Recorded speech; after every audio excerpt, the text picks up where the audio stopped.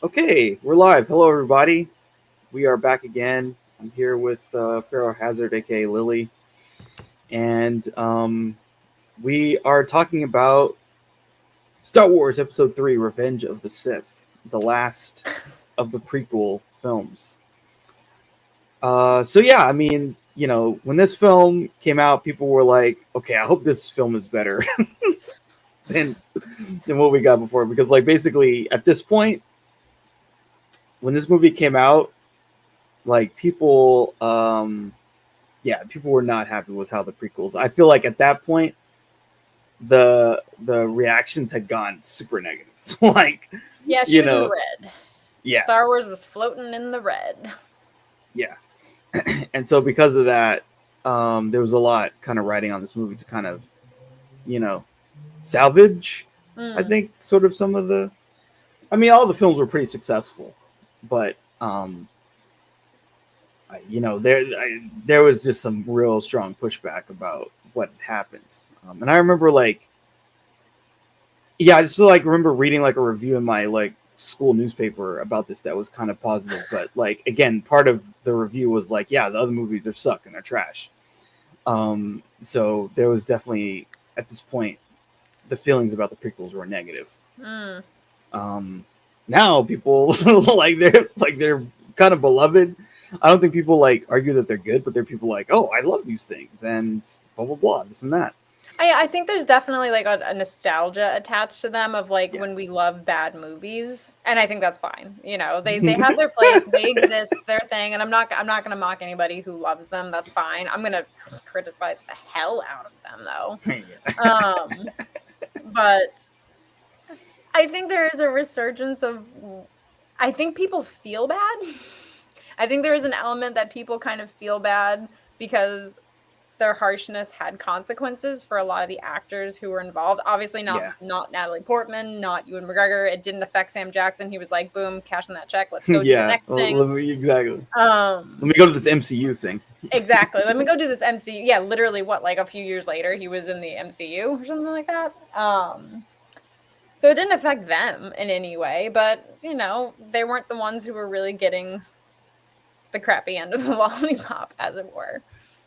They weren't Ahmad Betts. They weren't Jake Lloyd or Hayden Christensen. Mm-hmm. So, yeah, I think maybe a part of it's guilt, but I could be totally wrong. I mean, I'm sure a lot of it is that people are just very nostalgic and giving them another chance and finding maybe different things to like about it now that they're older and can look at things a little differently. I think the thing that's really kind of turned the tide was like there were people who watched these films when they were like very young, like 5 to 7. Oh yeah, I'm sure. And those are the people who are like, oh, the prequels are good. Those are the people they love the prequels. They legitimately love the prequels. Yeah, there's plenty of movies that I grew up watching that I'm sure a lot of people would turn their nose up at and think is lame or silly or why would you ever watch that or why do you even like that? So I can't be too harsh when it comes to something that you've been watching your whole life. I get it. I'm the same way. Yeah. I feel like it was on their wavelength in that time frame. And I mean, we just finished watching the Obi-Wan series. It just ended. Pretty tied into this film. These films in particular. They brought Hayden back, and people were very kind of ecstatic about that. Yeah, I think they were a little more welcoming than the first time around. Yeah, they're like, oh, he's a human. Way more. Like people were very happy. Be curious to see what they do. If they do any more kind of stuff in this time period ish, or at least like with some of the actors from this era. I'd love to see them do something like about like what happened to Jar Jar. I wouldn't watch it. I don't care enough about what happened to Jar Jar. I'm really kind of like if they just did it a little bit, and like I feel like he's a character who could be salvaged, but the starting off point was not good. Well, I think we all agree on that. Yeah.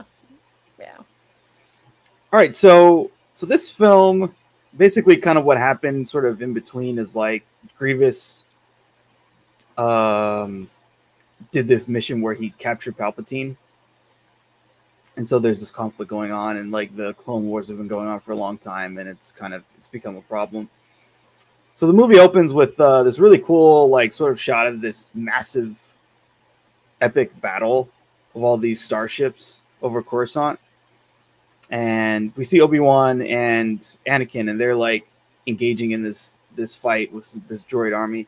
They are in these like proto TIE fighters, so it's not the TIE fighter. It's actually kind of like we see TIE fighter. We even see kind of like X-wings too, or something that would become like an X-wing. It feels like, and so we're starting to see all these things that we knew from the original trilogy era, like the technology and stuff like that, which is really cool. Yeah, and like this scene is like really well done, like the way, great job ILM of making this battle seem really cool. Yeah, it was a pretty good space battle. Because all these starships are just like blasting each other, and like we see one like straight up take out another sort of droid ship, and then they get engaged with these droids. Anakin has to save Obi-Wan from these like buzz droids. One of them, like, they kill his R unit. It's like, I think it was R4. This gets like killed by these evil droids. So, like it's kind of interesting. It was like a missile that exploded into small droids, and then the droids like they're basically like gremlins. They just mess up like the a ship. Russian doll. There's a droid within a droid within a droid. Yeah. It's like, oh, I'm gonna go on your ship and mess it up so that you can't pilot it. So Anakin saves him, and then R2 kills a buzz droid. Because he's R2. Yeah, exactly. He can do anything. So then they land on Grievous's ship. They like start taking out the droids. They find Palpatine's location. Like, okay, we got to go here. We got to go up this elevator. They're like, oh, but Dooku will be waiting. It's like, yeah, well, we'll take him out. So they get there. Palpatine's like basically sort of like arrested in this chair, and Dooku shows up, and what's his name is like, Obi-Wan's like, well, we're gonna take him together this time. He's like, oh yeah, I was just about to say that. Yeah, so my other arm doesn't get chopped off. Yeah, exactly. Like, he already lost a hand. And then, yeah, it's just, I don't know. There's just so much about this movie that like it's super corny. It's like, and it's just like extremely corny. Yeah, it's so corny. It's like my powers have doubled since we last met, Count. He's like, okay, good. Well, twice the pride, double the fall, and they start fighting and stuff. And so like this fight, like Obi-Wan basically gets like pushed aside like immediately, like a bunch of times. They kind of want to make this. I mean, you can see like what they wanted to do with this scene, because it's really about Anakin sort of making the first choice to like really go to the dark side in this movie, because so him and Dooku fight, and he chops his hands off. Like, that's for me. Yeah. Now you know what it feels like. And I didn't even notice, but I like, so he chops his hands off, and then like there's this great stuff with Palpatine's like, good Anakin, good, kill him now. Like, what? I love Dooku's reaction. Is like, oh yeah, I can't blow your cover. Okay. Yeah, and he's like, do it. I didn't know you were interviewing this kid, but fine. Yeah, and he gets his head chopped off. Yeah, because like when you see like after he chops the head off, like you can see the hands on the floor. Like it's actually really dark. Yeah, it's really dark. It's pretty gross. But yeah, he's like, I was reading somewhere where it was like the novelization, like the way they described what Dooku was thinking, where he's like, oh, like basically he just realizes, oh, this whole thing was a setup for me to be killed by him, so he can go to the dark side, and that was like my whole purpose. Yep, that's all you want. The only reason why you existed, Boo Boo. Yeah, you're here. That was it. You're here to be the first kill for the other guy. First blood. Yeah. Yeah. So Anakin chops his head off, and he's like, again, this is like he's going to the dark side. We're really seeing it, and like, oh, he's tiptoeing through the dark side tulips. He's on his way. He's on like a conveyor belt, and he's not even trying to get off. He's just like, oh, I'm so conflicted. I'm like, are you though? I think what's conflicting is like being good, the appearance of being good. Yeah, he's trying to keep up the appearance of not being a psychopath. Yeah, he's always like, and that's been one thing that's kind of stuck with me. Like rewatching these is like Anakin is. Like there's some scenes with him and Padme where he's like, "Oh yeah, so like the fascism, it's like it's really happening. I'm excited. Fascism, good." Yeah, no, for real." And she's like, "No." Well, again, just to like, well, we should revisit also. You know, he murdered a whole tribe of Tusken Raiders, so that's not even strike one. We are well beyond strike one by the time he does that. That's strike but 5. Also, he insults his would-be wife's entire purpose in life, which is democracy. In one scene, he insults her entire life's purpose. It's like, no, what you do is stupid. People shouldn't have freedom. We should be told what to do by an authoritarian fascist leader. Yes. That's what we should do. And it's like, I'm going to marry him anyway. Yeah. I can and change like, him. Yeah, oh yeah, it's going to be fine. It's like, no, it's really not going to be fine. Like, it's not. This guy has some problems, and there were tons of red flags, and I guess the heart wants what it wants, but you gotta get the hell out of there. Does it want what it wants, or does she just not have any other option? Like, she just didn't have any other options, so she was like, no one's saying you have to get married, Padme. Like, yeah, I know. Yeah, they get married in secret on Naboo. Well, it's like you said, like they're both they both kind of had their lives restricted a lot at a certain point, and they never had childhoods. Yeah, they never got to like date or go have fun. No, their lives are both have been committed to service and public service in a way, without really like considering any other option. And it's just like when you're indoctrinated that young, you feel as though, no, this is my only path. This is my only purpose. So it's just like, it's just sad. It is sad. Yeah. So Palpatine's like, oh yeah, leave Obi-Wan. We don't need him anymore. And he literally says that. Yeah, he's old, I'll leave him. Like we have to leave. Like, where else we won't escape? He's like, no. And then Anakin, good guy Anakin's like, no, his fate will be ours. I'm gonna save him. So the three of them later, they kind of like basically this ship is like about to crash. It's been attacked a bunch, and like at one point it goes into a nosedive, and then it stabilizes. And so they get confronted by Grievous. They get caught up in these ray shields or whatever. Grievous takes them onto the bridge of the ship. And then Anakin and Obi-Wan, like, they sort of have a plan to like try and escape. They get their lightsabers. They fight these droids. They kill a bunch of these droids very easily.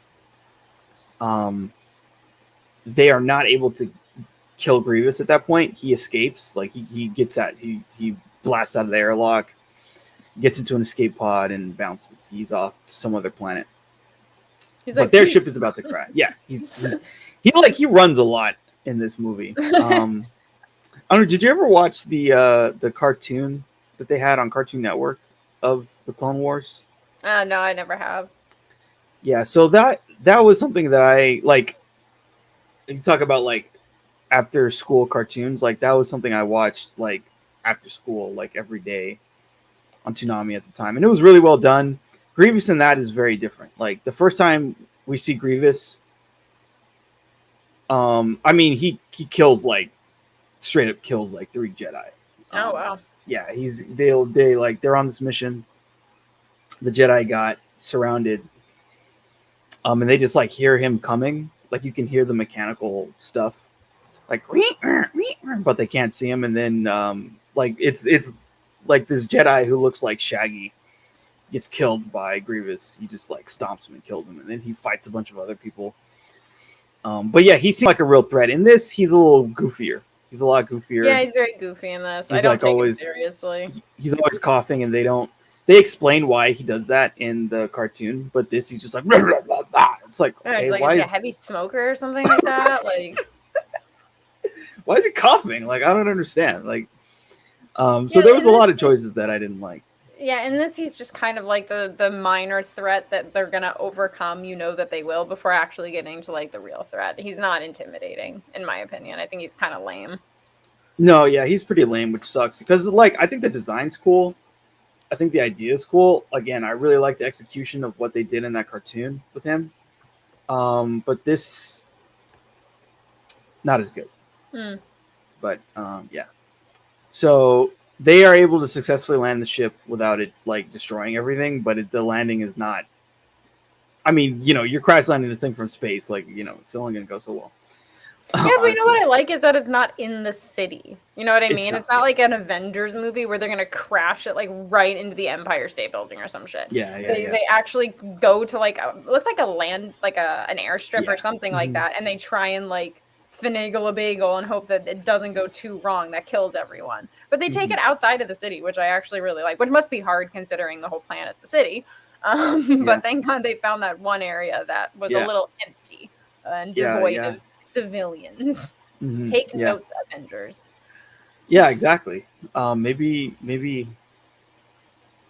some side note. One of my favorite things was like, so in Endgame, like Tony's like, oh, we're the Avengers, not the Prevengers. We can't stop anything from happening. Actually, I should say in Endgame they do take it out. It's outside of the city. It's upstate New York. They're at, you know, the Avengers, the campus basically. So I will say that at least in Endgame there wasn't massive civilian life that was going to be lost. Yeah.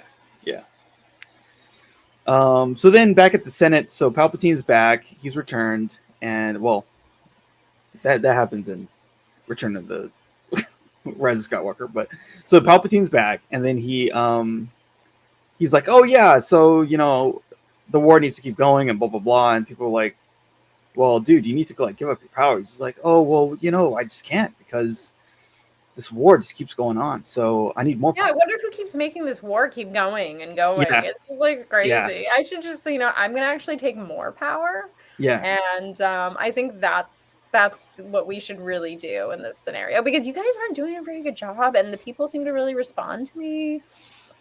I mean, basically they you know, they ran this operation. It's like, oh, interesting. They run this operation where he gets captured. He doesn't get hurt or killed, but he gets captured, and then the end result is that he wants more power. Interesting, really interesting. But it's almost like it's a double cross. So the war won't end until Grievous is captured, and so they're doing some reconnaissance to find where he's at. Obi-Wan kind of, you know, he jets out. He doesn't like Palpatine, basically. Like, even before he knew he was you know, the Sith Lord, he was like, I don't like this dude.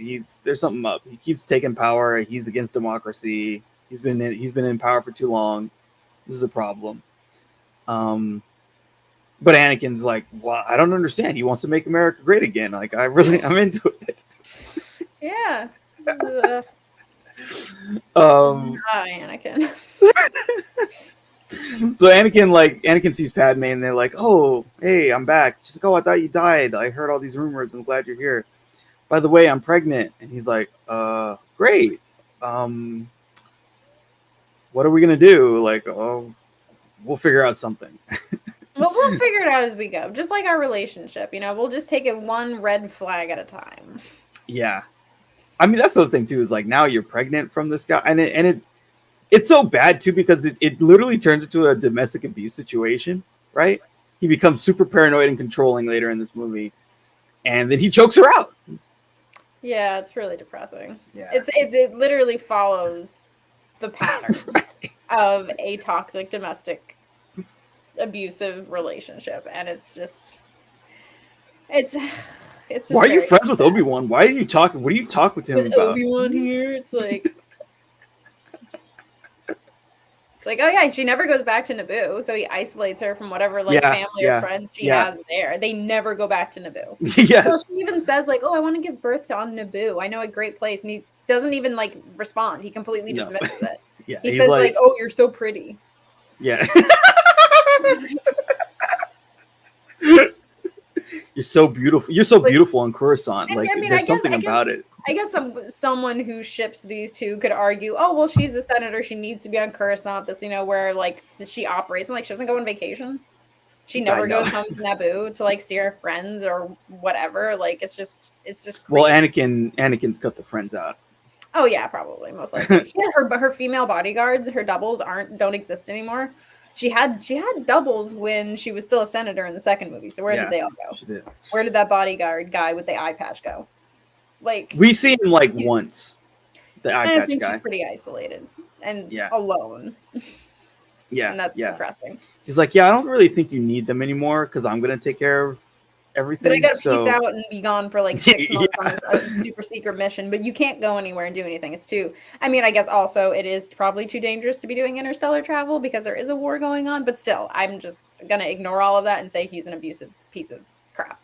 Yeah, he's not a good boyfriend. No, that's for sure. like this is not a very good bad husband dude. either. You know, No, kind of sucks. No, bad father. There's not a lot of redeeming. Year award goes to Anakin Skywalker. Yeah. Let me cut my son's hand off. You know, most kids like they play baseball with their kid. Well, I cut his hand off just to teach him a lesson, and then I'm gonna make him a job offer after I cut his hand off. Yeah, that's definitely like, oh yeah, he has a choice here. I'm gonna attack him viciously and then join me or die. Okay. Sounds like okay, Dad. Father to me. Yeah. Okay, Dad. And then we redeem this guy. Do what I tell you, or I cut your hand off. Yeah. It's like it's a bad dad right there. Yeah. So Grievous, he arrives on his new base of operations. He talks to Lord Sidious. He's like, "Oh, take the separatist movement to Mustafar." Okay. That Mustafar system. What a cool name, though. Yeah. No, Mustafar is really cool. And, at some point we'll talk about Rogue One. I really like what they did with Vader's castle. Ooh, yeah. That he makes a Mustafar. Very cool. I don't think that was even really an idea that it had come up until that point. They were like, oh, I guess we'll just have him stay there. Which I thought was very cool.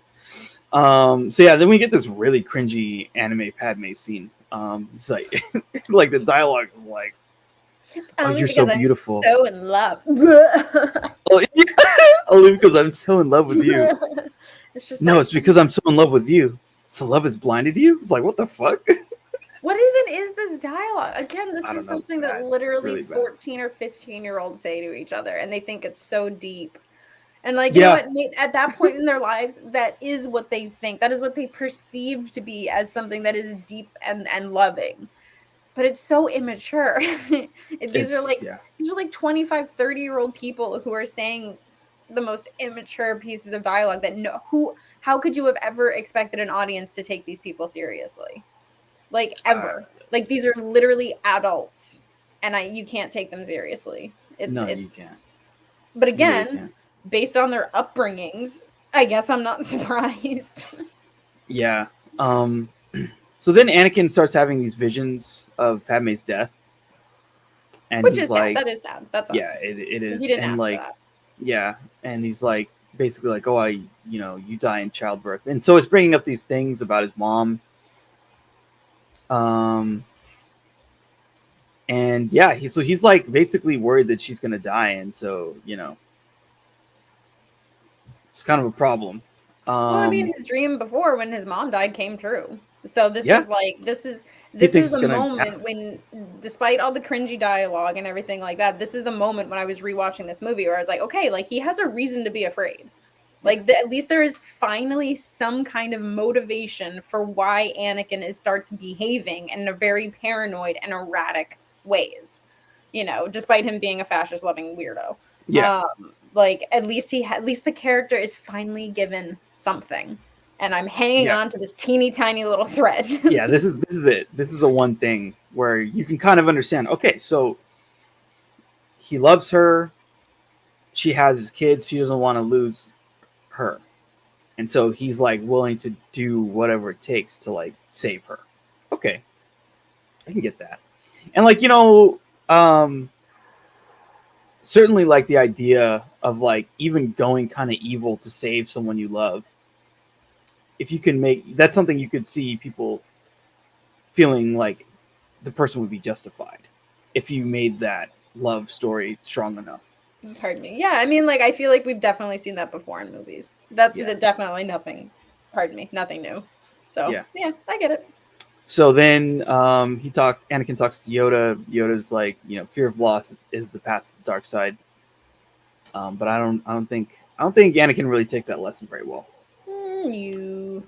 Like many lessons, he doesn't take it at all very well. So then Palpatine, doing his usual scheming, decides to put Anakin onto the Jedi Council as his personal representative. The Jedi don't like that at all because they don't like Palpatine. They think he's a piece of shit. Like, basically, they figured it out because they're the ones having to go on all these missions and fight all these wars because they're like the peacekeepers. And so he keeps sending them on these wars. It's like, oh, well, it's so bad. It would be funny, like, if there was another scene like, oh, it's so sad to hear that those 20 Jedi died. It's so unfortunate. But, the war goes on. Yeah, I love democracy. No, like, literally, like, it's just his way of culling the Jedi without them, like, I mean, they're figuring it out, but it's just his way of doing it, Oh, well, I mean, it was a battle. Mm-hmm. That sucks. Yeah, and he got away. General Grievous got away. Too bad. It's almost like someone left the door unlocked for him, but they didn't. So we could slink out the back door. So they put him on the council, but he's not given the title of master, and so he's pissed. He goes on another little boy tangent, like, this is outrageous. How dare you? At this point, was he like 23, 25 or something? And he's like, I don't know. Well, how long has the Clone Wars been going on at this point? I don't know. Probably like maybe. I don't know the answer to that, but it's been probably a little while. We can say like 5 years, maybe. Yeah, that's exactly what I was thinking. They refer to it as like years. It's been going on for years. I don't know what the calendar is like in a galaxy far, far away, but we could say probably 5 years. So yeah, he's probably 23, 25, far too old to be, throwing a temper tantrum. Like literally like a child. Well, because he doesn't see it from their perspective. It's like they don't. He will not take the time to see something from someone else's perspective. It's all about Anakin. It's all about how my feelings are hurt. Me. And it's just, again, I can't take him seriously when he behaves this way, because I'm just like, I'm just gonna ignore you. Like, no, you're a child. Don't like you. And that's kind of how they treat it too, because like they all kind of look at him like, and then what's his name is like, take a seat. Mace Windu's like, take a seat, bro. Sit your ass down. And Obi-Wan like gives him a look like, dude, what the fuck? You're making me look like an idiot. Yeah, you're literally embarrassing me right now, and we're not getting subs after this. Like, you can eat lunch by yourself in the commentary. But that's kind of what Anakin is. He's just this petulant little spoiled, entitled. Yeah, he's just a fruit fly. Child. Yeah. It's kind of a problem. But I see, I think certainly there's a bunch of stuff where you can see how he doesn't really like the Jedi. No, he's a Jedi. And can you really blame him? No, I mean they didn't save his mom. I love that scene like where, they're going to take him away cuz like Qui-Gon's like, "Yes, I must get this boy." And him. I don't give a shit about anyone else. Which, sounds really appropriate, doesn't it, Qui-Gon? Yeah. So they take him and it's like, I'm sorry, but I'm not here to free slaves. Okay. Like I'm like that to liberate people? Yeah. But he was straight up about it. He's like, no, we're not here to like create freedom. We're here to perpetuate our order, and that's what we see you as. We're going to let the cycle of systematic caste systems continue and keep people in poverty and in bondage because we're really just too busy for all of that. Well, by the way, they also, this Jedi Order, they also perpetuate their own caste system. Oh, for sure. Well, they snatch up kids and shit. Well, and even though they don't trust Anakin, and rightfully so, they're keeping him from rising through the ranks. Yeah. And they literally kidnap babies. Yeah. Like... They're not cool. There's a lot to criticize the Jedi for. Well, they're cool, but they're bad. It's like they do a lot of bad. They do a lot of bad. of the I Force. know, yeah, like we the Jedi, Yeah, we I mean, never, like, the Jedi sound really cool, but never when you really attack. start talking about their practices, they're monsters. See, and this is the interesting thing because maybe they just needed to die. Maybe a bunch of people needed to die. Maybe that was what the balancing out was, you know? The old order needed to go. Yeah, I mean, that was, when we get into the sequel trilogy, I mean, there's no reestablishment of the Jedi Order yet, but that was always sort of like a thing that sort of was something that I wanted to see. I think they did it in the books, like, okay, when the new Jedi Order comes, we're gonna it would be like if you could start up the Vatican over. It's like, okay, women can be priests can get married, all this crazy stuff about controlling women, we're gonna get rid of that. All this stuff, it would be good to see them okay, we're not gonna steal kids anymore. We're gonna let people sort of have attachments and be married because we know they do it anyway.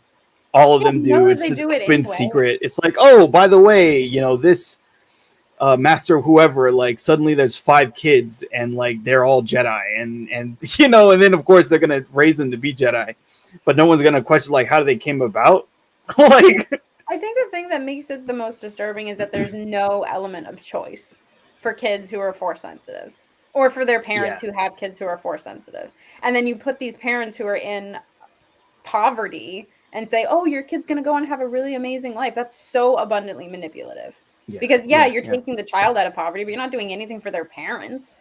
No. You know what I mean? And you're taking their child. What if that child's their only lifeline? What if that's the thing that's keeping them going? And what happened to me was she was literally left in bondage, was kept in servitude. This guy married his own slave, and then she died. So thanks, Qui-Gon. Thanks for that. Yeah, and I mean, that's pretty messed up. It's very messed up, yeah. So it'd be nice if there was some kind of element of choice or consent that wasn't manipulated or coerced in some way. And that's what I have a problem with the Jedi for, is that they're just creepy and manipulative. But they're doing it under the guise of, oh, well, it'll bring balance, but we really don't know because we've been wrong a lot. Yeah, no, they really have. And so again, they kind of deserve some of what they get. I'm not gonna lie.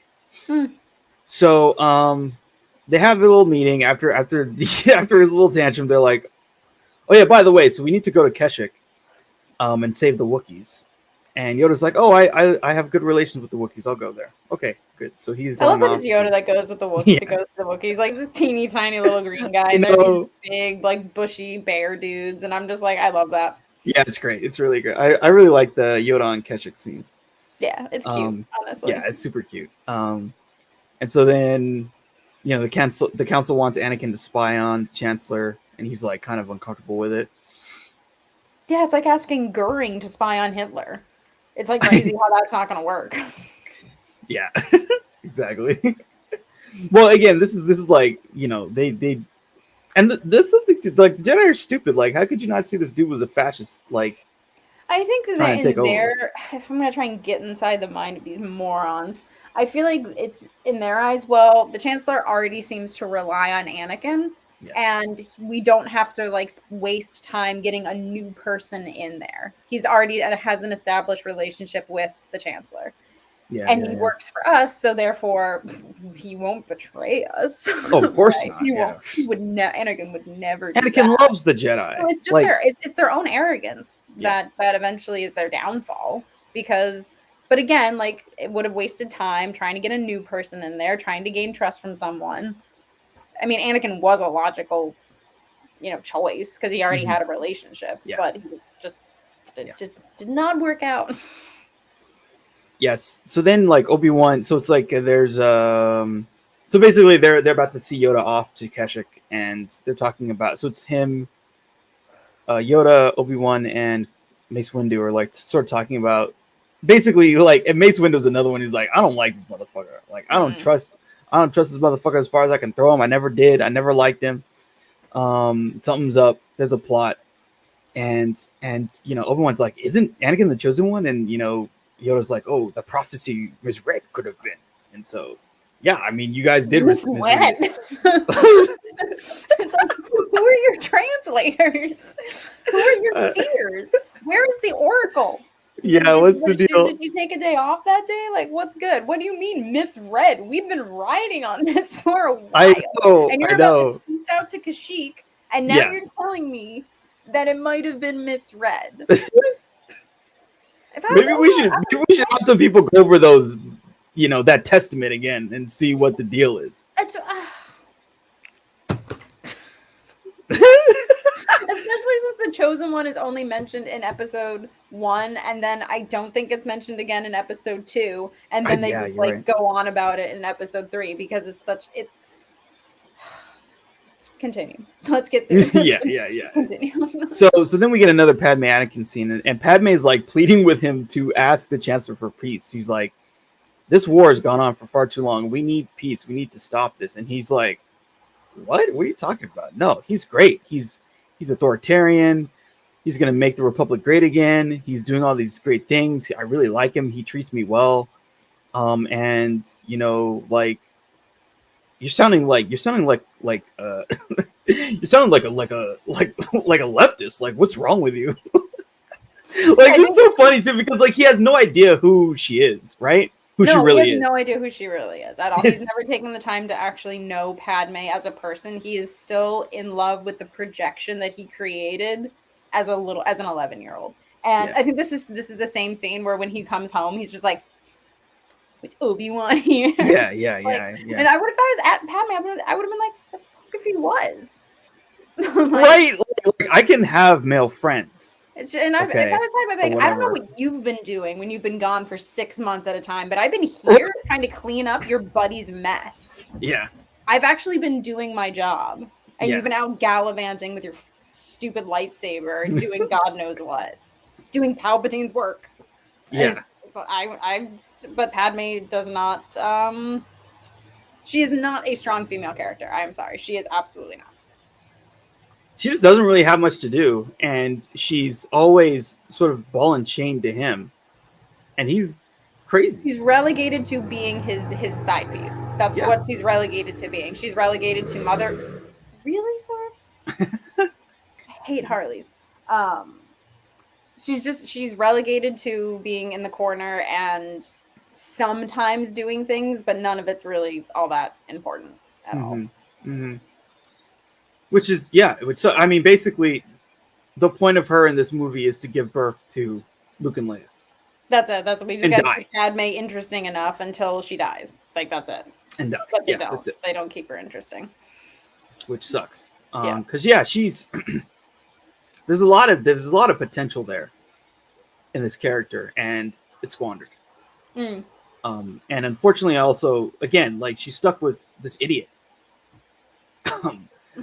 And like, it's so funny. Like, he obviously has no idea what she thinks. Like he's always surprised. And he's like, "What do you mean? Like, you're against the war? It's just, what do you mean peace? Do they not communicate how they actually feel? Because the only time he actually communicates with her on an actual real level is when he tells her about his dream. That's it. Yeah. Or when he's saying all of this creepy fascist stuff. Yeah. And she's just like, okay. Yeah. No. But do you want tomatoes in your salad? It's so weird. It's just like, I'm just so in love. I'm just like, I think you just didn't have any other options, Padme, and you stopped looking. Stop looking. You could have married anyone else. You literally could have married anybody else. Yeah. Like, you had options, girl. You had a lot of options. I mean, but no, she's just a poorly written exactly character, and it's just like, would she realistically have been into him? In real life, did it make sense? She would have to have so many insecurities. Yeah, right. Like, so many, because that's what makes people fall in love with abusers, is their insecurities, and the insecurities are manipulated by the abuser. So Padme has to be an extraordinarily insecure person to be with someone like Anakin. Yeah. And I speak from experience, by the way. Like, you have to be that low and think that negatively of yourself to be with someone like Anakin. But this is us really psychoanalyzing Star Wars characters. But like that's what I see. Yeah, no, I think you're totally right. So then the next scene is one of the better parts of the film. They're going to this. It's basically like a space circus. You know, it's it's the Cirque du Soleil of Star Wars. It's like an opera, Cirque du Soleil type thing. It actually looks kind of cool. It looks very cool. I like it. So Palpatine and Anakin are having a conversation. You know, he's like, "Oh, I know that the Jedi wanted you to spy on me." He's like, "That didn't make you feel very good, did it? Because, you know, you love me and you want to make America great again too. So like, you know, we shouldn't do what they say because they're evil." And then, you know, he comes the fun part. It's like, "Did you ever hear the tragedy of Darth Plagueis the Wise?" And he tells him this story. Yeah, this fun story about like this Sith Lord who was like super powerful. Like he could keep people from dying. He could create life. That's sort of another like. There's a comic where they kind of, because like again, we talked about what's her name? Anakin's mom is like, "Oh, there was no father. I just gave birth to him." Miraculous conception thing. Yeah, like there was some immaculate conception, and so it sort of seems like Palpatine was the one who created this conception, and so it kind of makes him the father in a way, or something like that. Yeah, but yeah, it's very creepy. Like it's very kind of satanic, actually, if you think about it. But that's another thing that's sort of implied in this story. And, you know, the end of the story is like, you know, like he had all this power, but he couldn't save himself from being killed by his apprentice. And it sort of seems like heavily implied that the apprentice was Palpatine. And so it's really cool seeing, because like there's all this like sort of world building, but also kind of these weird machinations about, you know, how he's manipulating Anakin. Because like Anakin's like, "Oh, there, you know, the dark side can create this power to like save someone from dying." He's like, "You know, how can I learn this?" He's like, "Not from a Jedi." And so yeah, he's reeling him in. He's reeling him into like becoming the dark side, going to the dark side. Yeah, or at least fully. Like, is strong. Yeah, and this is where he says the dark side is a pathway to many abilities some consider unnatural. Another thing that comes up later. So yeah, I mean, what'd you think of this scene? Did you like the story? Did you like all of it? Or yeah, I mean, it's very Shakespearean, very biblical. And you know, Star Wars always has this thing about destiny. It is your destiny to do this. It is your destiny to do that. But it's really not, because if Sidious has just been manipulating everybody all along, like that's not destiny. He's just been pointing them in the right direction the whole time. Yeah. So destiny literally means nothing, and he's just a freaking creep. I do think it is one of the better scenes in the franchise and in the movie. Yeah.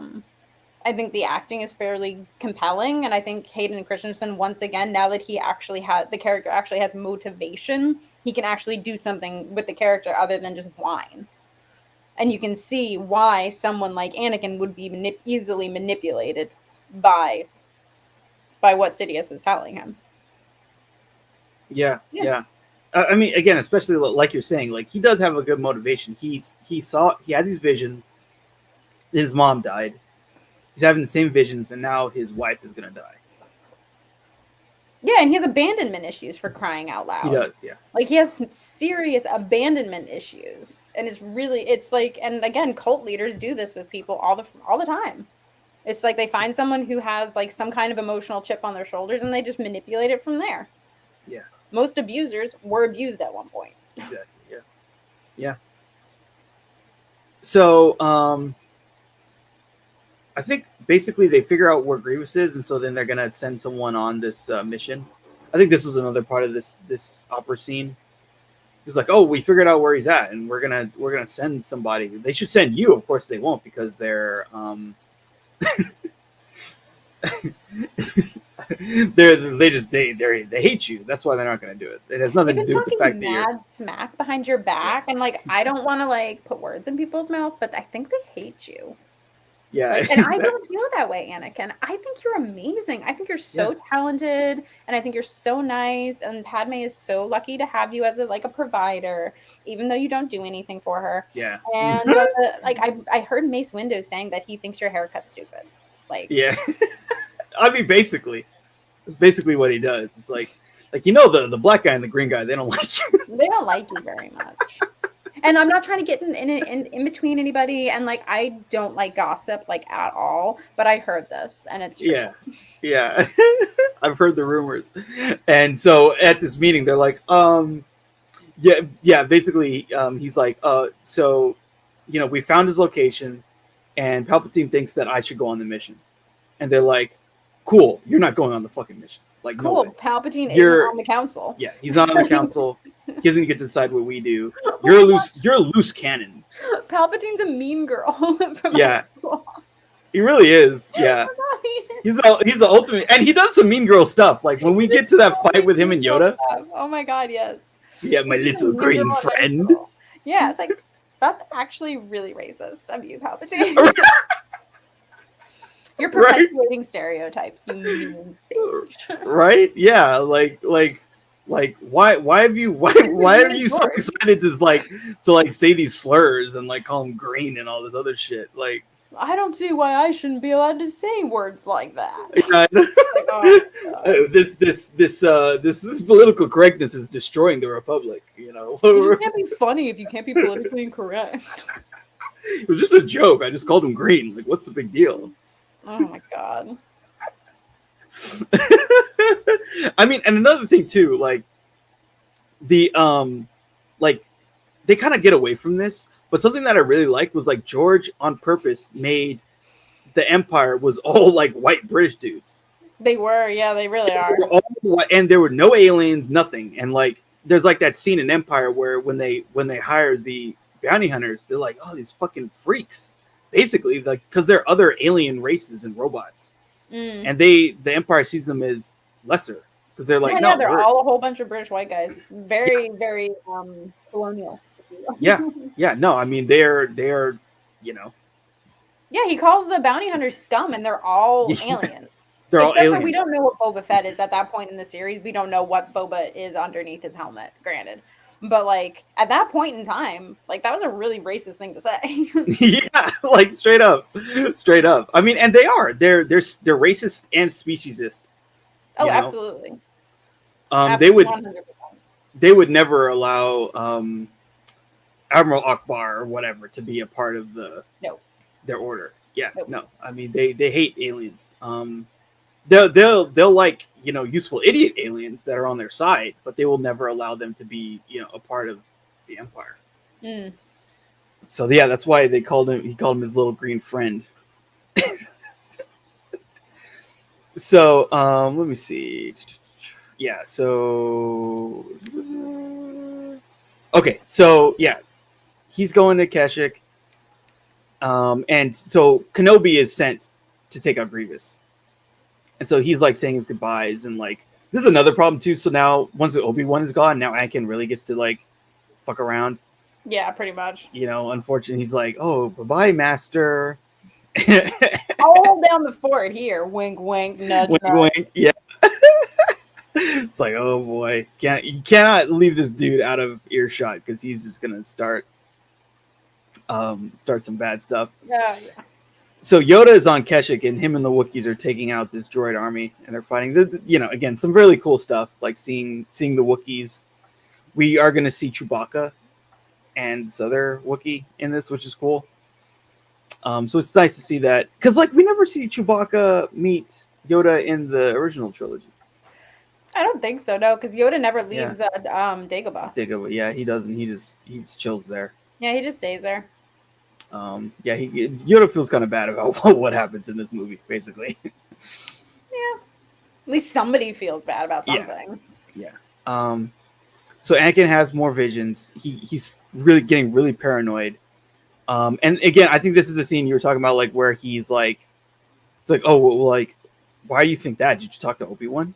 Did Well, Obi-Wan tell doesn't you he that? see Obi-Wan in his vision too? When Padme is like in distress, he sees Obi-Wan there with her, but he's not. Anakin isn't there. Yes. So his paranoia is putting the two and two together that they must be banging or something. Yeah, exactly. Like the way a child would think. It's like, yeah, it's clear that your wife is in distress in this vision, but let's focus on Obi-Wan. Let's do that. Yeah. He's starting to get really possessive, and like, I don't know. It's just so crazy. Like how many red flags this dude. Like he's trying to go for the record. Oh yeah. Of the most red flags. And it's probably what's funny is like they like, I'm sure Padme and Obi-Wan like kind of barely talk. Oh right? Yeah, I'm sure when they talk, they probably talk about Anakin.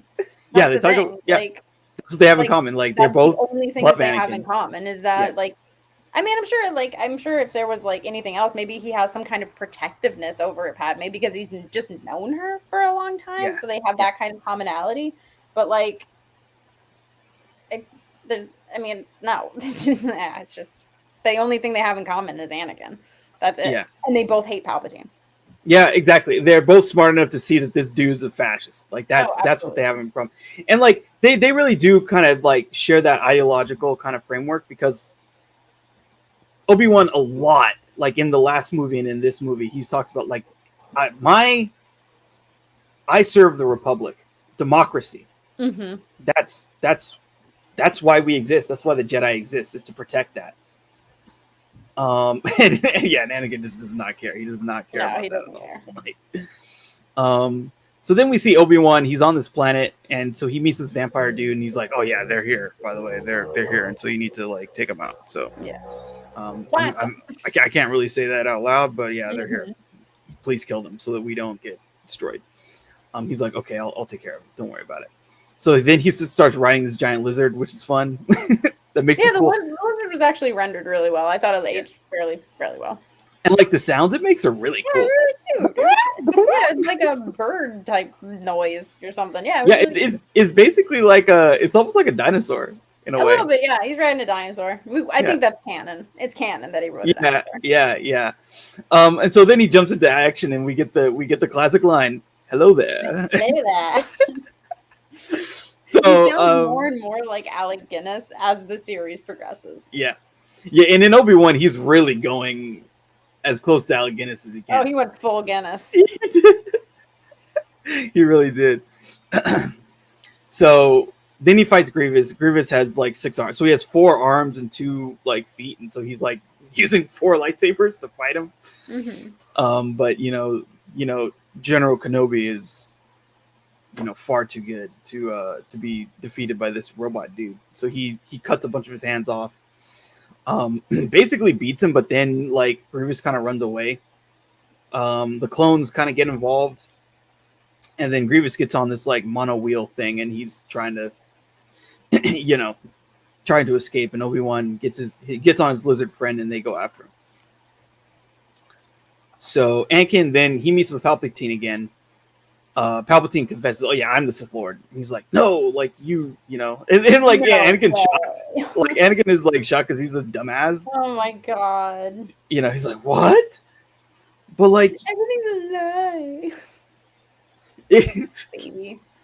But like I just thought that you wanted to make America great again. It's like no, dude, I'm a Nazi. Like basically that's it's like, I don't care about making America great again. I care about power. I care about the nukes. Yeah, it's like, nah, man, like I'm gonna kill all the Jedi, and like we can save your wife, wink wink. Like yeah, that's what's great is like he's like, hey, at first he's like, oh, we can save your wife 100%, we can, and then like after like Anakin finally turns, he's like, well, only one person's ever actually been able to do that, and maybe we can figure it out, maybe, but we can try. But by the way, you need to go kill like 20 other people first, okay? Yeah, we need a blood sacrifice first. The first of which is children. You need to kill a bunch of children. Mm-hmm. So go there right now. I know you're going to be a dad soon, but... Jesus Christ. Oh my God.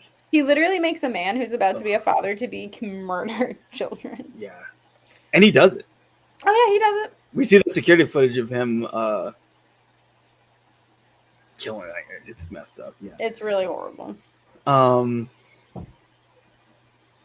Yeah, so then Obi-Wan, we see him fight Grievous again, and so like basically he figures out Grievous has this little weak point because his heart's like exposed, shoots him in the heart, kills him with a gun, and he throws the gun. Oh, so uncivilized. So then Anakin tells Mace, I've learned, Mace Windu, I've learned a terrible truth. Palpatine is a Sith Lord. A Sith Lord? I got What? everyone's so shocked. Yeah. They're just like, shouldn't you people have been seeing this coming? Oh wait, well you couldn't even translate the prophecy properly. So like, why should I be surprised? Yeah, the prophecy says the Chancellor will be the destroyer. They forgot that part. So we think the prophecy says someone's gonna bring balance. Yeah. But the word balance also means destroy. Yeah, exactly. Like,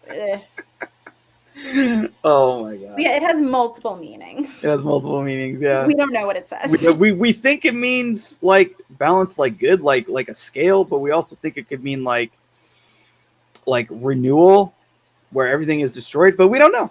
We'll see. We're hoping for the best. We're hoping for the first one, not the second one. So exactly. So Anakin basically Mace Windu was like, dude, if you're right, you need to shut up. You need to stay here. You need to not get involved. Do not get involved. Do not get involved. And I'm gonna take care of it. And then, if you're right, then we'll actually promote you or whatever. So, and he told him, stay out of the conflict. And then we get this kind of montage where he's like really pensive and he's contemplating, and then he decides, okay, I'm going to get involved. So it's like I think it's like 4 of them, 4 Jedi Masters. 5 of them, yeah. Yeah, they go and confront Palpatine. And Palpatine, like, so one thing I do love is like, it's treason then. And he like does this really cool spin attack. While saying like screaming, like it's really crazy. He goes full evil, like he's like it's a little cartoony for me, but like, oh, it's hella he's crazy. evil. He's definitely evil. If you want to show that he's like a super gross and evil, then yeah, I guess gross and screaming is like one way to do it. I mean, Gollum, did great with that. Yeah, and so then he's chopping them up.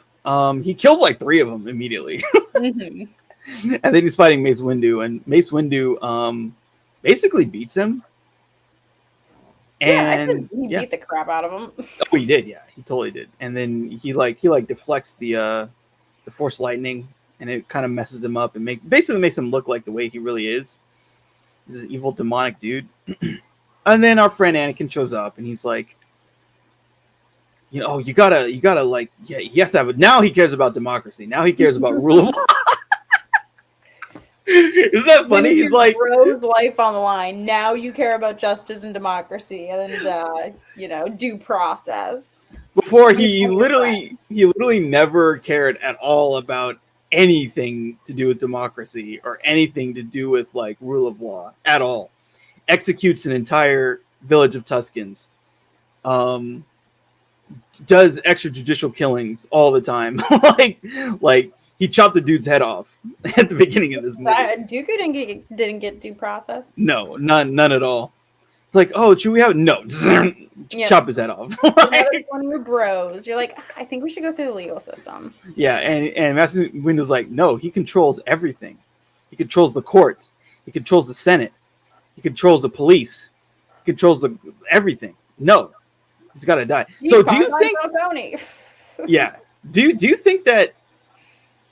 Do you think Mace Windu was justified in wanting to just kill him? Absolutely. Or do you think? Yeah. If we're talking about in this reality, in this Star Wars universe, sure, chuck him out the window. Yeah. Yeah. But yeah, and this was like kind of interesting too, because Anakin's like, no, don't need him. Well, like he says like, I need him. And so then he stops him and he chops Windu's hands off. And then I think, does he say like power? I forget what he says. Like at that moment, Palpatine says something like power or something like that. Something. Yeah. I think he says like unlimited power is what he says. Unlimited power. Yeah, And he it's zaps like, him and he goes out the window. it's way over the top. It's very over the top. It's It's very melodramatic. Yeah, and he even like when he was losing, he's like, "No, you will die." He's like, Anakin, I'm so weak. I love democracy. I'm so weak. Nah. Anakin, he's turned on me. Like I don't know, man. This Anakin, I don't know. He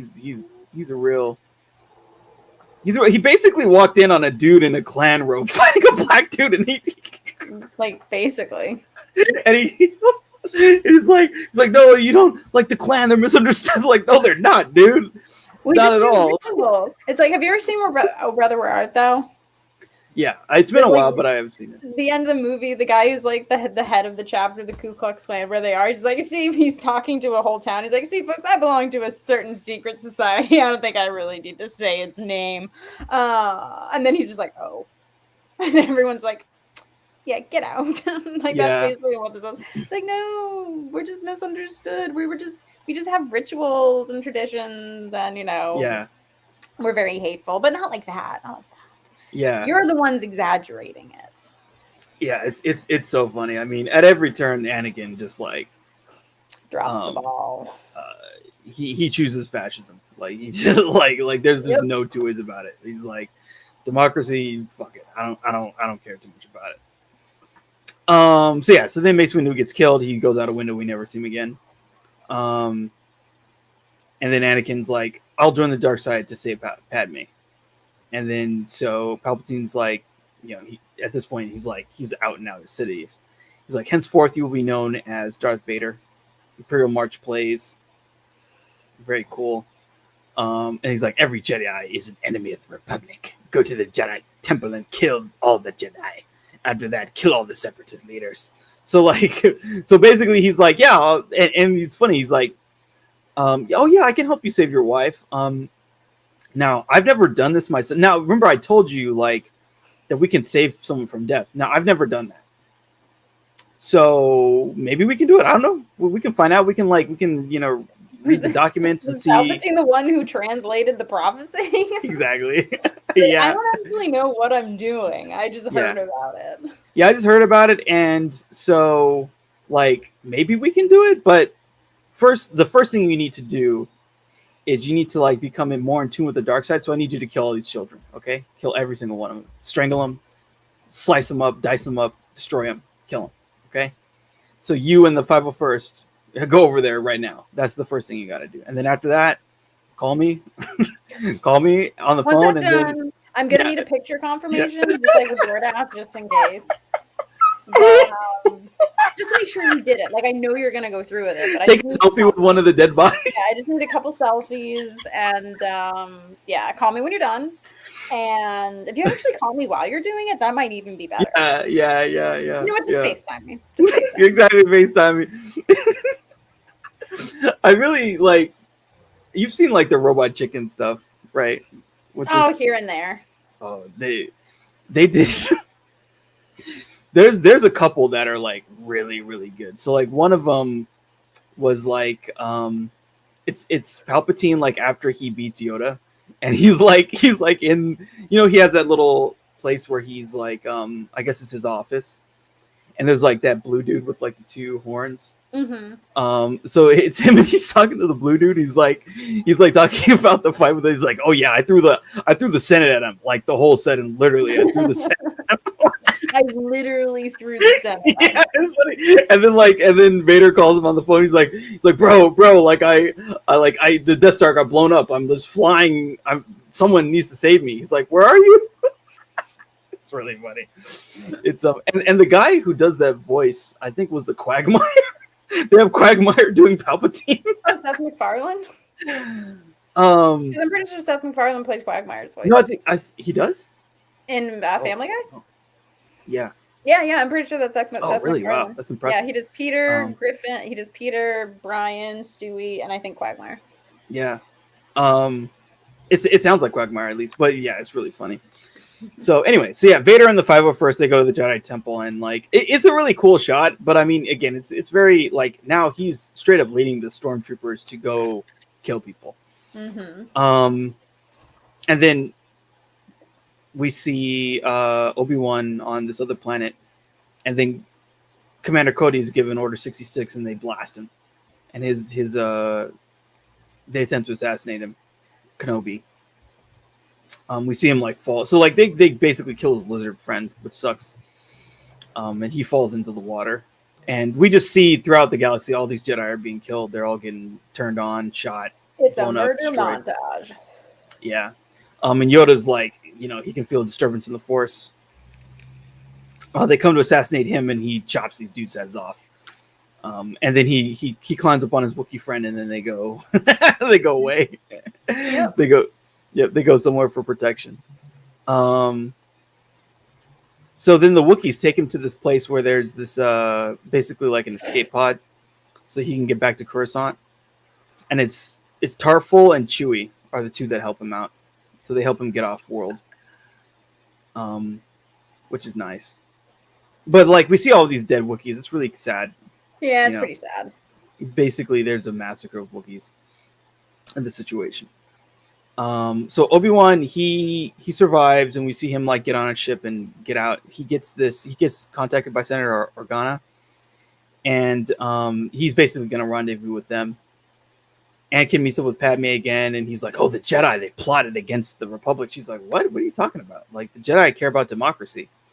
He's like, "No, they're like they're like the fascists." Yeah, exactly.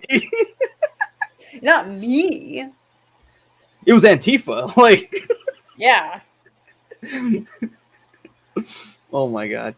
So he's like, yeah, but I have to go on this mission to Mustafar to end the Separatist movement, to end them. And like, I really love like there's this thing like, so Palpatine's talking to the Separatists like, when my new apprentice arrives, he will take care of you. It's like, ooh, okay. And like none of them, it's funny, like none of them like thought like, that's an interesting way for him to phrase that. Why did he say? Usually villains say that when someone's gonna kill someone. Yeah. No, we shouldn't worry about it. Yeah. It'll be fine. So Anakin arrives on Mustafar, and he just starts chopping them up. He just starts slashing into people, killing them.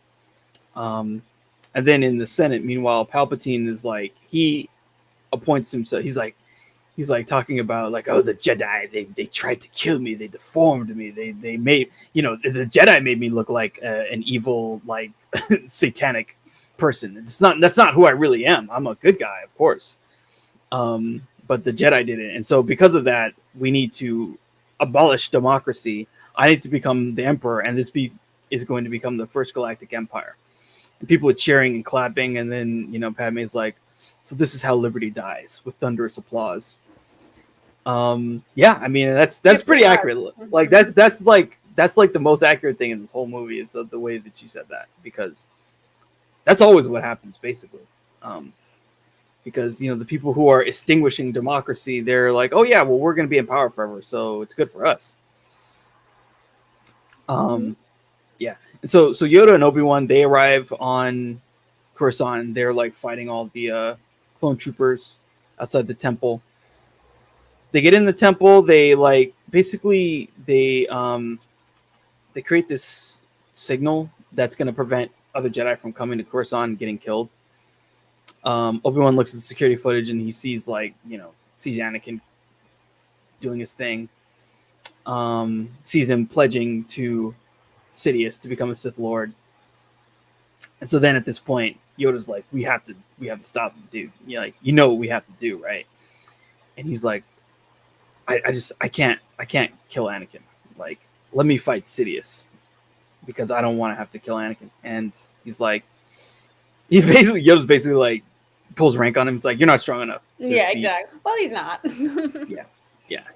So like, I have to fight Sidious, and you have to fight Anakin. He's like, okay, fine. So then, and Obi-Wan talks to Padme. He's like, yeah, I saw him killing younglings, and she's like, what? And then all that stuff from on Tatooine comes rushing back to her, and she's like, oh, he did it again? And Obi-Wan was like, what do you mean again, Padme? He did this before? She's like, well, there was this thing with the Tusken Raiders. They killed his mom, and then like he was so sad, and I just kind of sad and mad. I just forgot about it. I just ignored the red flag. Yeah, exactly. I ignored the red flag, and like, I don't know. And this other thing too is like, it makes her seem so like kind of dumb. It's like she would get it. She would get it. I've been ragging on Padme, but at the same time, again, as someone who's been in a very toxic relationship, it is unbelievably easy how quickly you ignore red flags. Yeah. It really, really is. Again, especially coupled with insecurity and just thinking not very highly of yourself. And someone comes along and thinks that you're just a literal angel. Like, that's what Anakin calls her. You're an angel. I love you. You're all I've ever thought about for X amount of years. So, like, I know I've been ragging on Padme, but, like, it is also incredibly easy to be manipulated by somebody like that. Yeah. But, yeah. Again, though, he murdered Tusken children, though, so... Yeah, and at this point, he's murdered Jedi children, too. Exactly, so... But yeah, basically, she doesn't want to believe it. She's like, okay, I've got to go to Mustafar, figure out what's going on. Yeah. So she's going there, and then Obi-Wan stows away on her ship to find his location. So yeah, and so then when they get to Coruscant, so this is after he's chopped up all these separatists. He kills them all, kills all of them. And he's kind of checking out the real estate, being like, I think I could probably live here. I mean, he's starting to like it, yeah. But like, I could install some AC. The kids could play by the lava fields over there. I mean, Padme can't have the garden that she wanted, but like, I don't care about that. Yeah, he's like swing sets, maybe a slide. He's like, I don't want to go to Naboo. It's too liberal. I just don't really jive with it. It's like California, and I don't really care about it all that much. Also, this is red. It's a little too blue and on Naboo. Oh my god. Blue Naboo, that's what it is. Yeah. And, yeah. Although, I mean, Naboo's got its own freaking issues anyway, but still. Yeah, it does. So yeah, I mean, I could put some swing sets in. Little Anakin Jr., little Padme Jr. Oh man.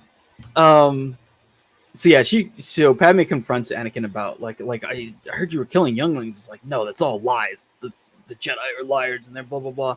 He's like deleting all the selfies he's took. Yeah. He's deleting the thread. Like he's going through that text thread with Sidious. He's like, okay, you know that album I shared with you earlier? Don't open it. Yeah.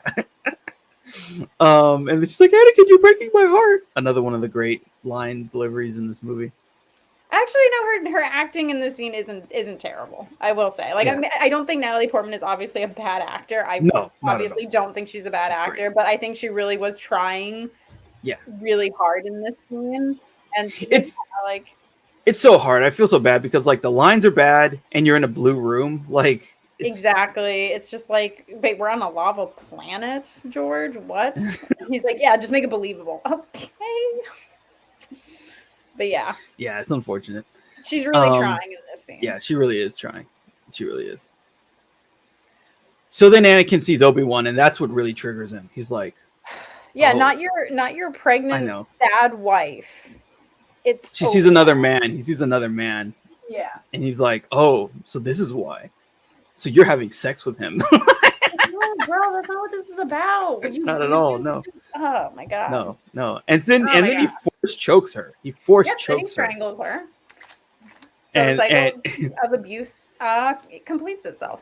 Yeah, I mean basically this is the equivalent of he slaps her. I mean, a lot of domestic violence victims do end up getting strangled, so I think it's actually probably on par. And Obi-Wan is like, dude, stop it. Like, enough.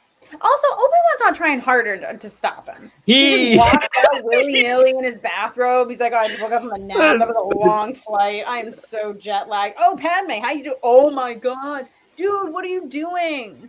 What are you doing? Just drop her. Just drop your pregnant wife to the ground after you've choked her and she's, what is it, apoxia? When you lose oxygen to your brain? Yeah.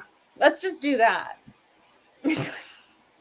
No, I mean, you're not like basically he tells him to stop. He stops. She falls to the ground. He checks her pulse, and then he's like, I'm in fight mode. I gotta fight this dude. And granted, C-3PO is there. I know that, but he doesn't. You don't see Padme getting back onto the ship until after the fight is over. No, yeah, I mean isn't it 3CPO? What was C-3PO doing this whole time? Just laying low? I don't know. I mean, her story in this is like so sad, right? Like, I think Padme might be the real tragedy. Like I said, I know I've been ragging on her and stuff like that, but I think Padme might be the real. I mean, she's literally lying in the soot on this planet, and then inhaling fumes and toxins. Like she is pregnant, George. Oh, but Lily, she dies of sadness. Doesn't George Lucas have children? Hasn't he been around a pregnant woman at all? And the steps that they take to protect, they don't eat certain meats. They don't drink coffee. Yeah. They don't get their hair dyed because of the chemicals and the fumes. They don't go get their nails done. Like this is like, there's a lot that pregnant women do to make sure that they don't harm their baby. Yeah. And it's just like, she's literally on a lava planet, unconscious after being choked. Yeah. And is left there for an extended period of time. Yeah. So very tragic. So meanwhile, Yoda shows up at Sidious's chambers. He takes out 2 Praetorian guards like with a way of handling. I know, I love that. Yeah. And it's like, and we'll see later in the sequel trilogy that these dudes are like they're made to fight Jedi. Like that is their sole purpose. And he just takes them out easily. And then they have a confrontation. He gets force lightninged. And then he's like, I've been waiting a long time for this, my little green friend. Yeah, and then it's ridiculous. Yoda gets up and then they start fighting again. They fight in the Senate. Now these scenes are like really good. Like these I love Angry Yoda. I like Angry Yoda. I like the He's Yoda spinning around. Like it's great. It's pretty good. I don't think that this has aged poorly. I think, you can tell it's dated. I think there's definitely some things that key you in to tell you that it's dated. But I don't think it looks terrible. Like I like the close up of like, I don't know, is it this one or the second one? I don't know if it's the Dooku fight or this fight, but he catches the lightning and he's got the little angry face. I love that. I think he looks great. I think that looks really, really good. Yeah, that's in this one. When he catches the lightning. Their whole duel, like, I mean, I'll give George credit. Like, these ideas are really big and they are really like powerful. There's nothing more sort of like dramatic than these two fighting in the Senate. Like they're fighting for the stake of democracy in the seat of democracy. Yeah. And it totally makes all the narrative and sort of cinematic sense in the world that this is how this fight plays out. Yeah. Sure. And Yoda's spinning around and it's great. It's great. It's very, I always like seeing the Yoda fighting stuff. Like it's very entertaining. I like that. And so and then at some point in this fight, he like Sidious starts like taking these Senate seat things and throwing them at Yoda, and Yoda's like jumping around trying not to get taken out. He repels one of them back at Sidious, and Sidious has to like kind of dodge it, and then he can't find Yoda. Yoda like shows up and sort of confronts him, but then he like force lightnings the lightsaber out of his hand, and then he like you were saying, like Yoda is able to kind of like repel it, and he's like controlling it, and then it turns into this like giant explosion. Yeah, pretty much. Yeah, it pushes both of them back, but Yoda falls off down into like sort of the Senate chambers. Yeah, and he's like kind of holding on for dear life, but then he falls, and basically he loses. And that was it. Yeah, it's really kind of unfortunate and sad. And Yoda does not take it well, basically. Pretty much after exile. Yeah. After that, he's like, I failed. I have, and I will never come back. And yeah, he goes to Dagobah. He takes it. He's very humiliated. He's very, very humiliated. Yeah. It sucks. It really sucks, unfortunately. Yeah, poor little Yoda. So, meanwhile, the Obi-Wan and Vader fight continues. Meanwhile, on Mustafar. Yeah, on Mustafar, and they're fighting, and it's like super epic. Obi-Wan gets the high ground. I have the high ground. I have the high ground. Don't try it. I have the high ground. You underestimate my power, and he tries to do a backflip. I love that that's what he says before he gets his limbs totally just chopped. Like he gets both of his legs and an arm chopped off. Yeah, that was a thing. Yeah. Yeah, and Obi-Wan's like Obi-Wan doesn't kill him, but like he's pretty close to dead. Like I think it's a fair. I don't think it was an incorrect assumption for Obi-Wan to make that he was just gonna eventually die. That he was gonna get swept up in the lava river or whatever, or he would just die of his wounds or exposure, or he would just suffocate. Fire. Yeah, he was on fire. So, but that's also a merciless way to go. It is. That's pretty dark for Obi-Wan, just to like. Well, I'm not going to actually kill him. I'm just going to leave him screaming in agony. That's almost worse. That's not a merciful death. No. Sadistic. It is a little sadistic. And so, like, for a person to catch on fire, I mean, that's hot. I think it also is a good reason why in the Obi-Wan series, why he's kind of disgusted with himself. Because he's like, I just let my friend burn to death. It wasn't a merciful death. It wasn't quick. It wasn't painless. It was just, I let my friend burn to death. Like, that's horrible. Yeah. So then Obi-Wan just bounces. He's like, I'm out. He just bounces. Oh, Padme's still on the ground. Okay, we better take her. God, that's so sad. So sad for Padme. Like, she didn't deserve that. She didn't deserve that. So then Sidious saves Vader. They put him in the bantha. Basically, they do all these. They take him to Kamino. They take him, and then the Kaminoans have to like figure out. It's like, oh, okay, we're gonna have to do this. We're gonna have to do this. It's gonna cost this amount. It's like, yeah, just do it. Fix him. And this is where he gets all the classic Vader look stuff. All these enhancements.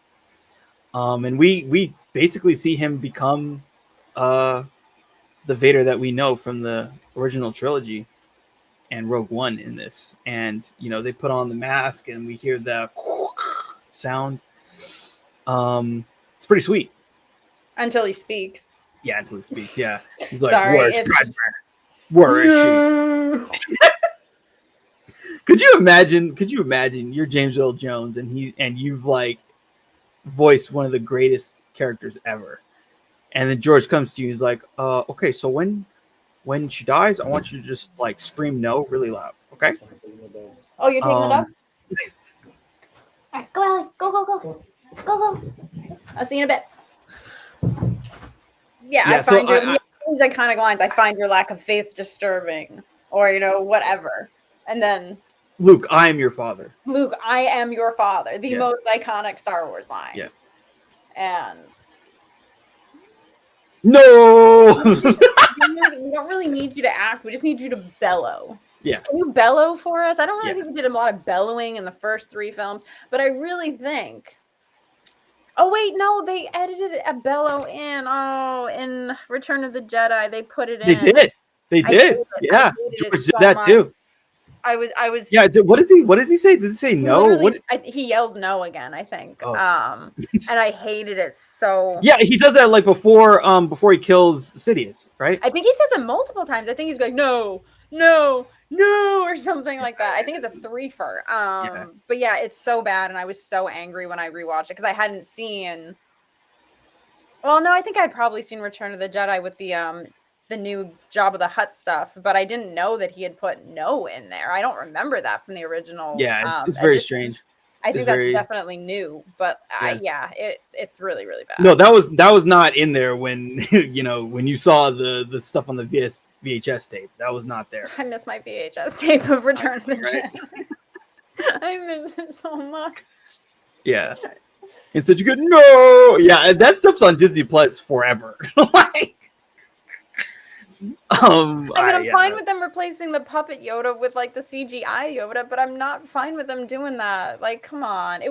I think the whole reason why I love it more without the bellow was because it was just Vader making a decision. He didn't need to say anything. You can see the fact that it's a mask and so much comes across through that mask in that moment of Vader just like, I'm not looking cool at with this. His son getting killed. And he's like, I'm not, no, this is not, I've done some bad stuff, but I am not about to watch my son get killed like this. No, that's not what I'm doing. And I'm getting chills actually.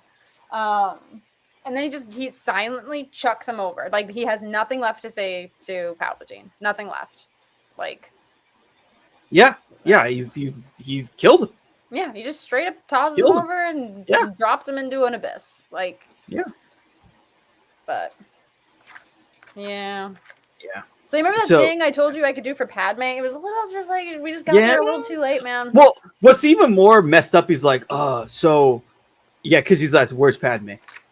So in your anger, in your anger, you killed her. Oh my god. It was actually your fault. It's your fault, which is true. My fault. By the way. I mean, it is his fault, but Palpatine was the reason he like got there. But I don't want to take I don't want to take all the responsibility away from Anakin. He made some bad choices. Yeah, but he that was a lie, and he used that lie to like manipulate him into going totally dark.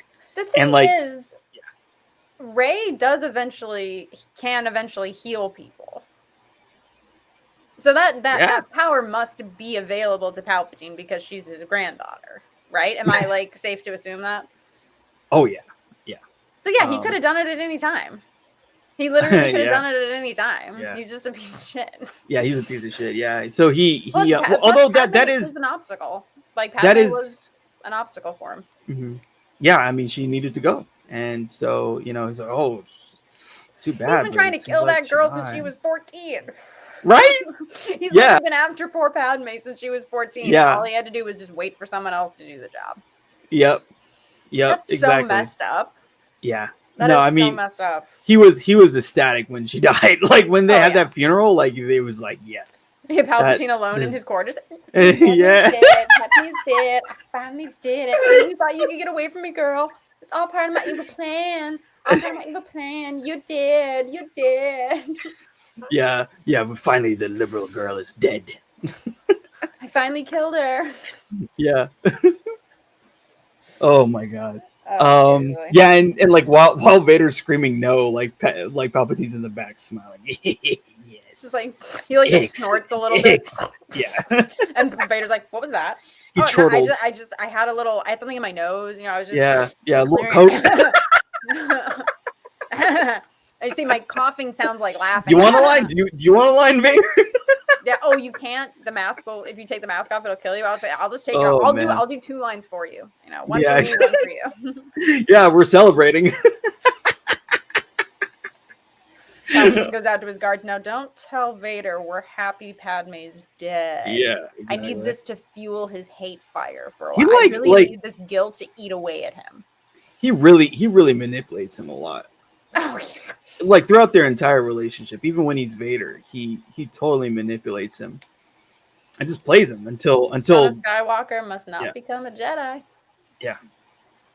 Kill him. Kill the little twerp. Kill him.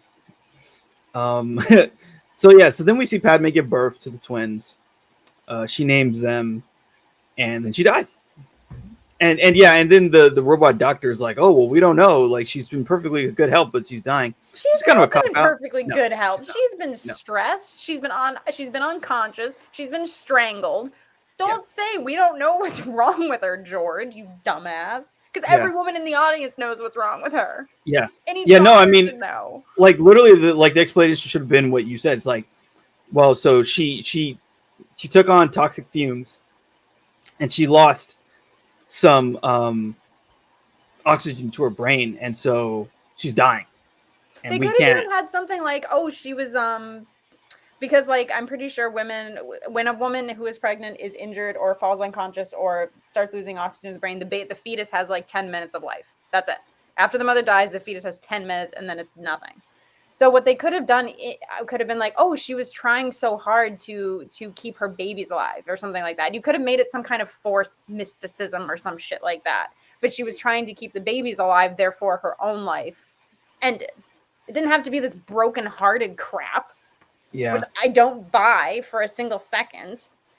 And it's just, it's like, oh, she was trying so hard to try and keep the babies alive that, like, it just drained her life. Like, she's dead. Yeah. Anything would have been, anything else, any other explanation would have been way more believable. Yeah. So Leia is sent off with Bail Organa, and Luke is sent to the moisture farms of Tatooine with Owen and Beru Lars. I feel like one of them got a better end of that deal. One's going to grow up rich and privileged, and one's also going to be poverty. And the cycle of poverty continues. Yeah. So one thing that we do learn in Obi-Wan is that Leia definitely has a very nice upbringing, but that doesn't mean that they can take care of her. Just like her mother, she's left to be captured while these incompetent fools let her get taken by. The Alderaan Guard suck. Yeah, they suck. are no good. I mean, she grows up. She grows up as a princess. She grows up privileged, but she's very much aware she's not an Organa. And she's not a blood Organa. Yeah. Which again, I think was like really sweet for them to like have a discussion with her and her Bail about, because I think a lot of kids who grow up adopted will see that and feel like seen a little bit. I feel like that was an important conversation for them to have, because like, I agree. Because I think a lot of times, like, especially with this, everything that's going on with the world right now, and a lot of like threads and things I've been reading about kids who have been adopted, they don't feel seen a lot. It's just freaking horrible. So I'm glad they had a scene like that between the two of them. And she's so cute. She's so cute. Yeah. And Jimmy Smits is so huge. Yeah. And it's good to see him, like, again, like one thing we were talking about off air was like there's all these deleted scenes, and basically George had created a bunch of scenes where we kind of see the rebellion coming into place. So there's Mon Mothma, who is a senator. Her and Bail and a couple other senators are like, okay, this is becoming fascism, and we have to stop it. Like basically. And so they were plotting the creation of the Republic, of the rebellion. And they even say like, hey, we're not separatists, we're loyalists. Yeah, we're loyal to the Republic, to democracy, and not this other crazy fascist shit. And we someone's got to do it. So there's always a resistance. Someone's got to start it, and it was them. And correct me if I'm wrong. Mon Mothma is the lady with the white robes and the short hair, correct? Okay, I just wanted to I figured that's who she was, but I know that there's like a lot of Mothma or Moth, like similar sounding names, and I did not want to get that wrong. So, okay, good. I'm envisioning the right person. Yeah, I feel like she's basically she's like the figurehead of the rebellion before it's Leia. Yeah. I loved the casting of like who they got to play her in Rogue One was just like eerie. When she walked on screen, I was like, holy shit. Yeah, and even crazy. That was good even in the deleted scene, I think they do a good job too there, of like matching. Because it's like seamless. It's like, okay, that feels like the same person. It really does. It really feels like the same person. It's crazy. Just like a couple years prior. It's like, how do they do that? And without doing the Tarkin shit either. It's just like, but the Tarkin shit I thought looked great. Yeah, that stuff was good too. But it's like watching that when Brian was in the room and he was like, something weird about that. I'm like, yeah, it's because he's been dead for like 40 years. He's like, what? Yeah, he's been dead since 1971 or whatever. Yep, he's been dead for a while. Yeah, like whoa, but yeah, it's kind of scary what they can do, but kind of cool. So so 3CPO gets his mind wiped, but R2-D2 doesn't, which is curious. Again, that's because R2 knows more than whatever he's saying. R2 is a force sensitive droid, and I am convinced of it. I am convinced that they know he's a force sensitive droid, because the droids in Star Wars are sentient. They feel pain. Mm-hmm. They have a sense of self-preservation, and like I'm convinced R2 is a force sensitive droid. Like, he's got to be. He's way more important than I think they give him credit for. Because why don't they wipe his mind? And then he goes into like this almost meditative comatose state when Luke isn't around in The Last Jedi. Yeah, he literally goes comatose. He literally goes into like a meditative comatose state, which is something I feel like a Jedi would do. Yeah. Just saying. I'm just saying. I'm just really. So basically, the end of the film, we see Vader and Sidious overseeing the construction of the Death Star, which is kind of cool. And then the twins are delivered to their new home. So like Luke is sent to Tatooine, and we see baby Leia in the arms of her new adopted family. And the movie ends with baby Luke with Owen Lars and Beru on Tatooine, and we see the suns rising in the skyline, and that's the end of the movie. So yeah, what'd you think? So do you? I guess what are your thoughts on the prequels? Like, did you feel like this was the best of the three? Did you feel like it was maybe not as good? Or if I had to choose, I think it's the best of the three. Okay. If I had to choose, and it's slim pickings. Like I think this is the best of the three, but it still just isn't. It's just not good enough, though. It's got a lot of problems. It's got so many problems. Yeah, I mean, the fact that they shot everything on a green screen just makes it all look really fake. There's just this lack of texture to the universe. You can tell everything was done in a computer.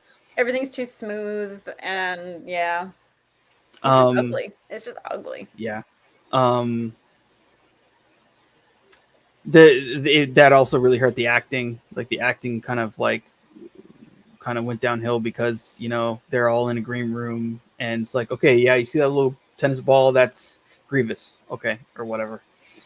I mean, they did stuff like that with Lord of the Rings too, but like at least you had Andy Serkis. Yeah, he was running around in a weird gray outfit that was his motion capture outfit, but at least he was there. At least you had the dialogue and his delivery for what's his name, Elijah Wood, and Sean Astin to play off of. At least there was somebody there, not just someone off screen delivering the lines in a monotone voice because they're not an actor. I thought this room would be quieter. But yeah, but everything with Star Wars is just so. I mean, they freaking built things in Lord of the Rings. They built the towers. They built Gondor and Rivendell, and I know their budgets were similar. I know they must have had similar budgets. So I don't know what the excuses were. Yeah, I don't know either. I really don't either. George Lucas reminds me of like a dad who whenever the next new tech thing comes out, he always buys it. He always buys it. Yeah, that's what he reminds me of. He's like, hey, look at this thing that I got. Which is fine because I don't think that's necessarily bad that he thinks technology is the way of the future of making film. I don't think that's necessary for a lot of genres. It is, but his over reliance on it, I think, seriously hindered the story itself. I think it seriously hindered it. And it's very, very unfortunate because, again, I don't think relying on technology is necessarily a bad thing and using it as a tool. But when nothing is organic, it's people can tell, you know what I mean? Like, yeah, they can. I don't go to the movies to watch a video game.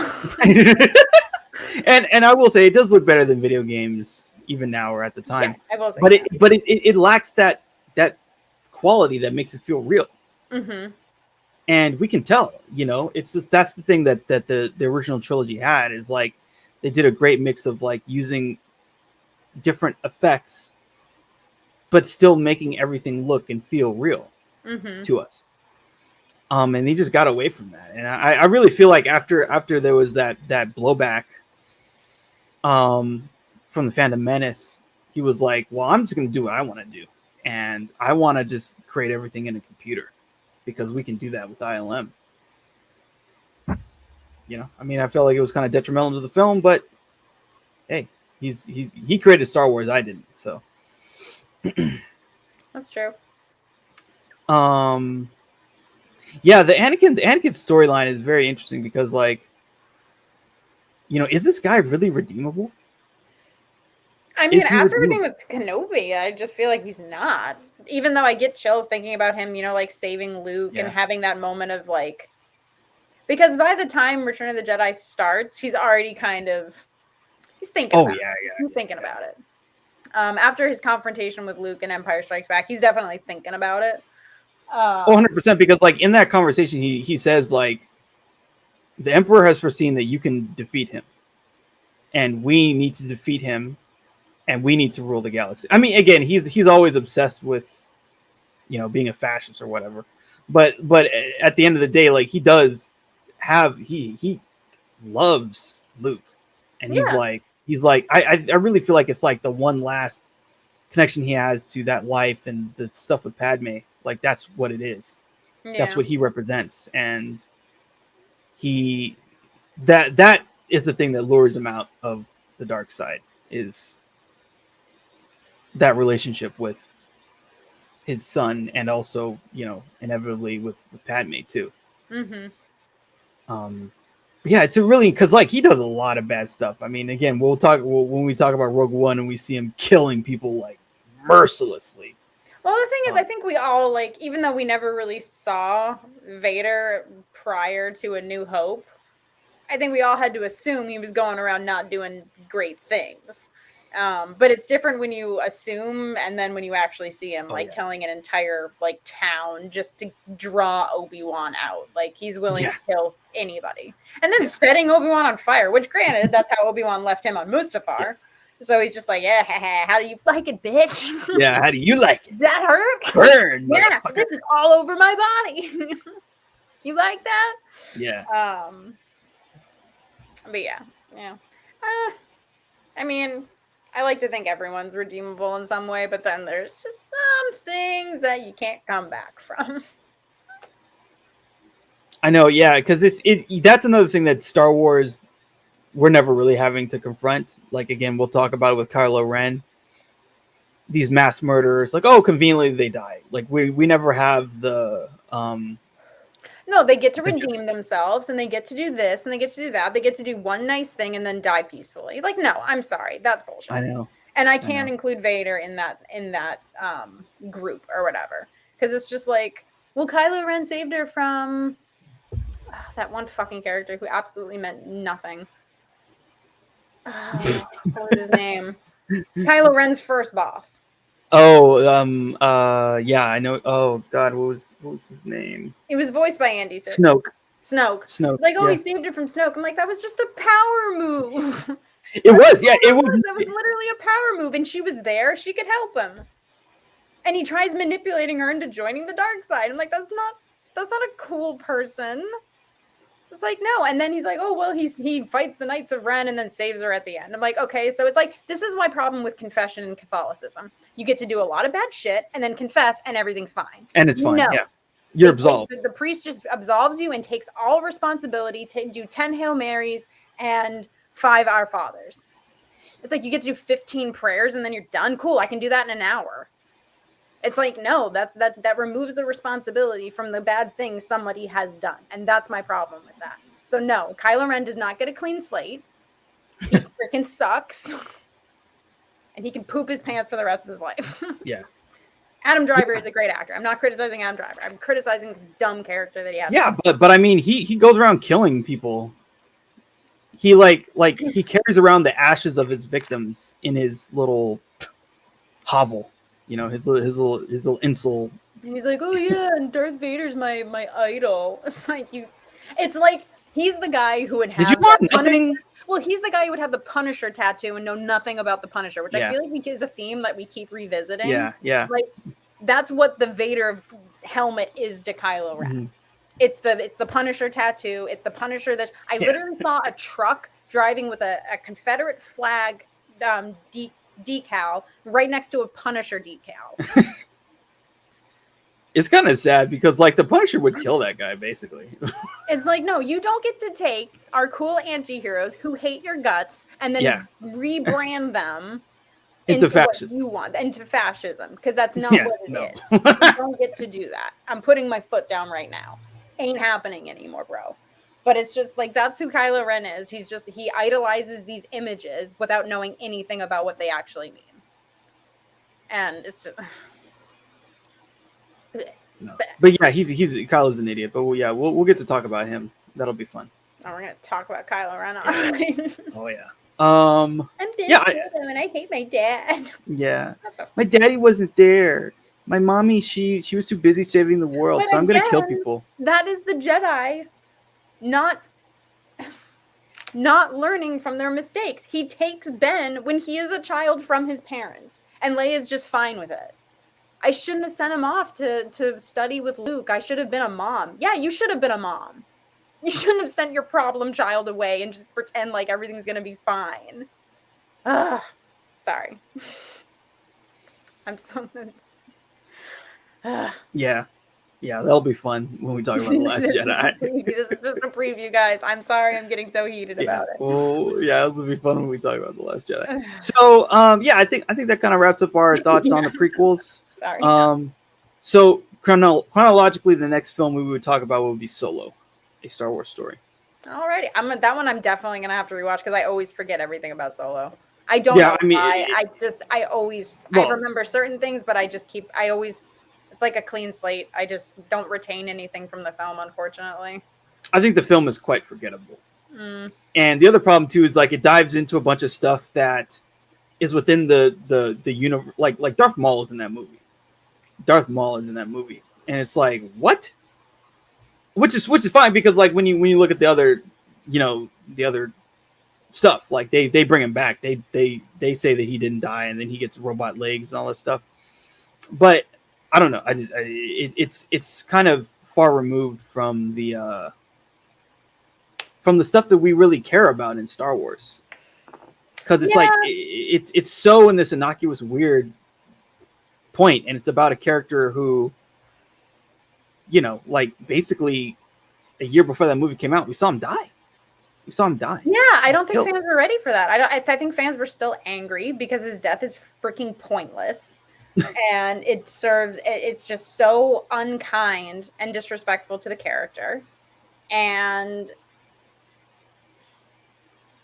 I think fans were still pissed. I think fans were like, and we don't even get the Han Solo that we love, we don't. An Imperial officer gives him his name. Yeah, it's ridiculous. So you murder him in the last movie that I just saw, and then I have to stomach the fact that a fascist gives Han Solo his name and he swallows it. When I never questioned how he got his last name. How he got his name? Right? Or how about this? He comes from a family called Solo. Is that a little hard to believe? But no, we have to do the Bruce Wayne orphan thing, and we have to do this, and we have to do that, and we have to make him just lucky and stupid. It's like, no, he's resourceful and he's smart. He's just a smart ass. Han Solo isn't stupid. He's just a smart ass. Yeah. Like, and most of the time, super intelligent people are smart asses. Yeah. And like, I do remember the scene when he meets Chewie because I actually like that scene. That scene is good. Yeah. It doesn't bother me. When they're in the pit together. It doesn't bother me because it's just like. But that's good. Those scenes were really good. All the Chewie, that whole movie should have been Chewie Han. It should have just been Chewie and Han. Or like the whole movie. It should have been a trio movie. And then Lando shows up. Yeah, I mean that's what it should have been. Maybe there was a heist involved still, or some kind of MacGuffin throughout the whole movie. Oh, definitely, a heist. There should have been some kind of crime element.